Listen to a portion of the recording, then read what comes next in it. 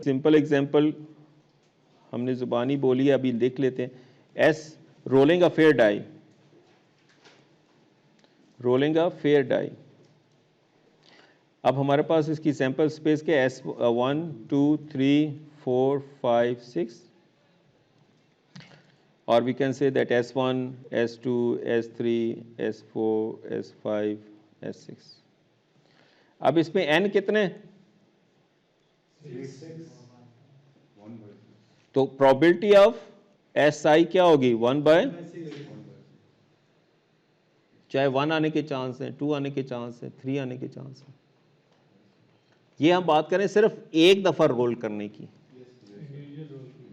Individual role एक दफा role करेंगे तो किसी एक पीस फेस के आने की प्रोबेबिलिटी क्या होगी? 1/6।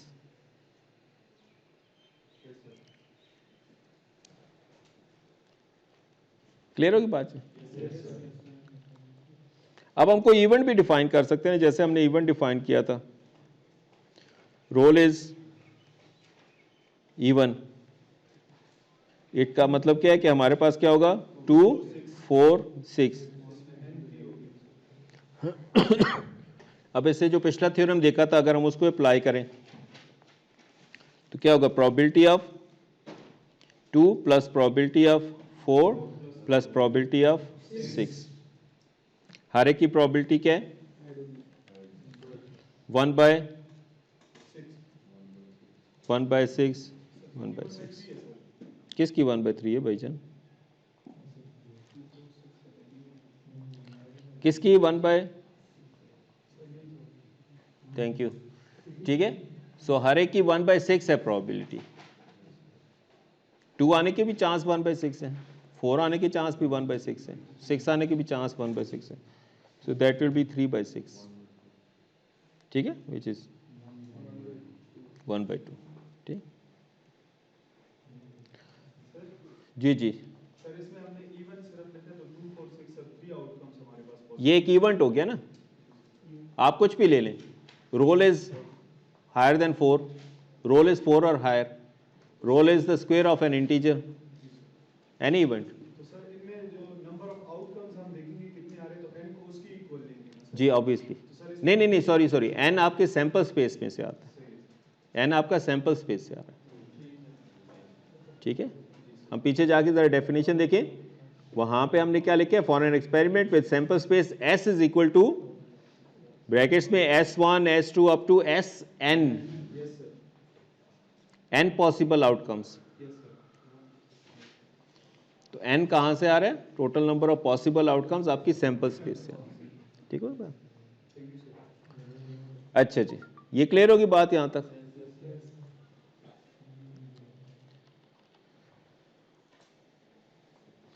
अच्छा, एक नोटेशन है जो नॉर्मली इसमें यूज होती है, probability of A intersection B। ठीक है, इसको हम लिख सकते हैं probability of A comma A comma B, और we can write it as probability of A B। याद रखें, ये नोटेशन याद रखनी है आपने। ठीक है, कि आगे मैं अगर कहीं पे यूज कर रहा हूं so you don't get confused, कि probability of A intersection B को मैं A कॉमा B भी लिख सकता हूं या डायरेक्ट A भी लिख दूं। डोंट थिंक कि हम मल्टीप्लाई कर रहे हैं दो सेट्स को कहीं पे। ठीक है,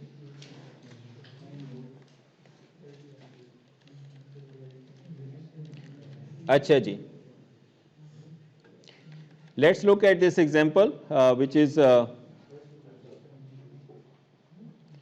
गिवन एज क्विज 1.3। ये क्या कहता है? Students test score T is an integer between 0 and 100। T हमारे पास टेस्ट स्कोर है जो 0 और 100 के दरमियान। क्या कहते हैं? जिनको हम कॉरेस्पॉन्ड करते हैं S0 से लेके S100 तक आउटकम्स हैं। Score from 90 to 100 is used for A grade, 80 to 89 B grade,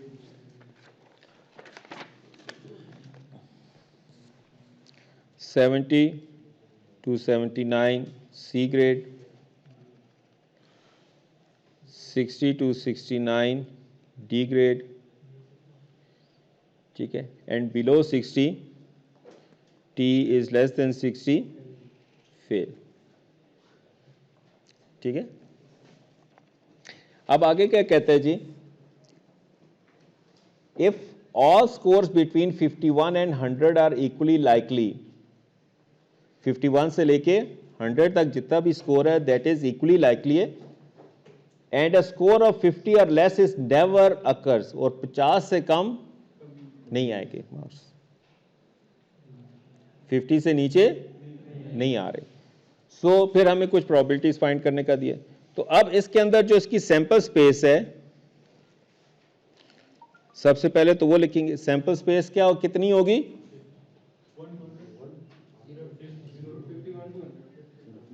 51 to 100, ठीक है। क्यों 51 से 100 होगी, क्योंकि 50 से नीचे तो पॉसिबल ही नहीं है, उनको अकर होना पॉसिबल ही नहीं है, इम्पॉसिबल इवेंट है वो, इम्पॉसिबल आउटकम्स है।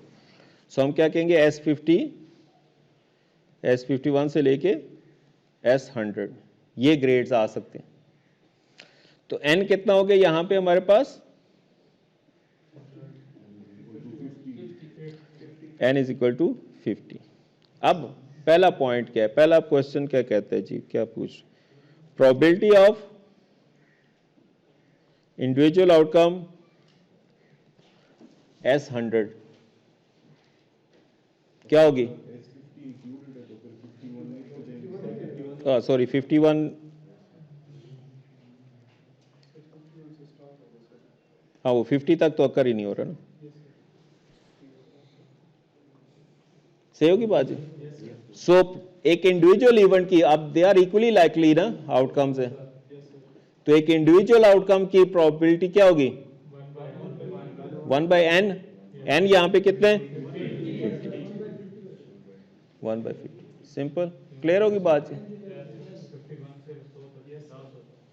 ठीक है। ये घर जाके गिनती कीजिएगा, ठीक है। प्रोबेबिलिटी ऑफ ए ग्रेड आने की प्रोबेबिलिटी क्या है, उसकी प्रोबेबिलिटी क्या है, S90 से लेके S100 तक, n नहीं 11, n नहीं होगा ना बेटा यहाँ पे, फिर डोंट गेट कंफ्यूज, n ऊपर लिखा हुआ है ना, वो बार बार तो नहीं चेंज होगा, n comes from the sample space, n sample space से आ रहा है, ठीक है। सो यहां पे n कितने, सॉरी नंबर ऑफ आउटकम्स देखेंगे, नंबर ऑफ आउटकम्स की कितनी तादाद है, 11, हर एक इक्वली लाइकली है, जो थ्योरम हमने थोड़ी देर पहले देखा था, हर एक को हम ऐड कर सकते हैं, ठीक है। मीन्स कि अगर मैं यहां पे लिखना चाहूं तो i is equal to 1 to 11 probability of SI, ऐसा ही है सबकी 1/50 है, तो 11 टाइम्स 1/50 होगा, तो क्लियर होगी बात है। थर्ड पार्ट क्या कहते हैं जी, प्रोबेबिलिटी ऑफ फेलियर। अब फेल कहां से कहां तक हो रहा है, बिलो 60, तो 51 से लेके 59 तक, ठीक है। काउंटिंग थोड़ा सा, तो प्रोबेबिलिटी ऑफ 51 से लेके 59 तक, तो इसकी प्रोबेबिलिटी क्या आ जाएगी, 9/50, क्लियर होगी बात। फिर नेक्स्ट पार्ट क्या कहते हैं जी, probability of t is less than 90, ठीक है, t is less than 90, less than 90 से क्या मुराद हो जाएगा, 51 से लेके 89 तक, ठीक है। मींस प्रोबेबिलिटी ऑफ S51 से लेके S89 तक, ठीक है। तो ये हमारे पास 39 आते हैं, ठीक है। फिर हमारे पास नेक्स्ट पार्ट क्या कहते हैं, अ सी ग्रेड और better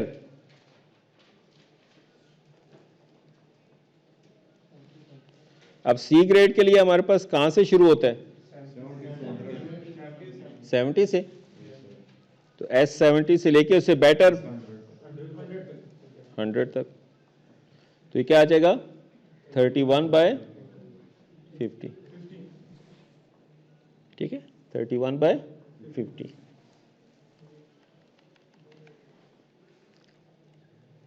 F probability of student passes, student पास होने की प्रोबेबिलिटी क्या है जी, तो प्रोबेबिलिटी ऑफ S60 से पास होना शुरू होता है ना, S100, so that will be simply 41/50। Clear होगी बात यहाँ तक, ठीक है। सो अब हमने देखा कि हमने कुछ एग्जाम्स देखे, कुछ उसको हमने अप्लाई करना भी देखा, हमने मुख्तलिफ सिनेरियोज में उनको अप्लाई किया, and how we can get the event, किसी एक इवेंट की प्रोबेबिलिटी हमें कैसे पता चलती है।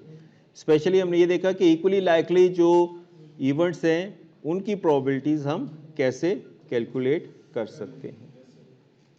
सो नेक्स्ट लेक्चर में आगे इंशाल्लाह कंटिन्यू करेंगे। अस्सलामु अलैकुम।